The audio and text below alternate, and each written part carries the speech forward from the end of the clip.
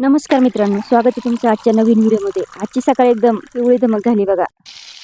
नाश्त्याला आज मी तांदळाच्या पिठात थोडी हळद घालून छान असे घावणे बनवले। हळद घातल्यामुळे घावण्यांना रंग तर छान येतोच, पण ते आरोग्यासाठी लय गुणकारी असते। गरमागरम घावणे आणि सोबतीला चटणी केली होती। सकाळचा नाश्ता एकदम तृप्त करणारा झाला होता बघा। श्लोकने आणि शिवण्याने छान असा नाश्ता करून घेतला। छान असा नाश्ता वगैरे झाला, शिवण्याचा डबा तयार झाला आणि शिवण्या निघाली शाळेमध्ये। शिवण्याला आज तिचे काका सोडणे होते, तिला गाडी निघायचं होतं।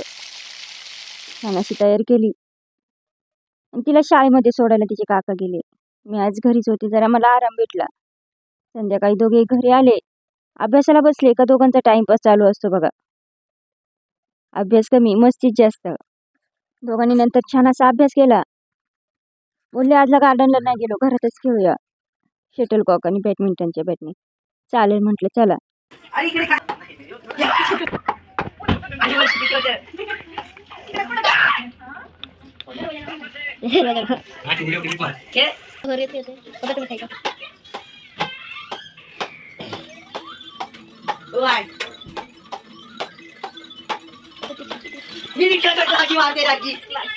संध्याकाळी ठरवलं आज बाहेरचं काही नको, घरच्या घरी वडापाव बनवूया।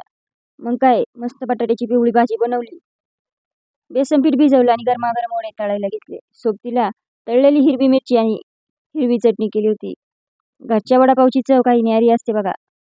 बाहेरच्या वडापावपेक्षा घरचा वडापाव कधी आरोग्यदायी आणि चविष्ट। हा माझा छोटासा व्हिडिओ कसा वाटला तुम्हाला नक्की सांगा, आणि हा आवडला असेल तर प्लीज लाईक शेअर सबस्क्राईब करायला विसरू नका। धन्यवाद।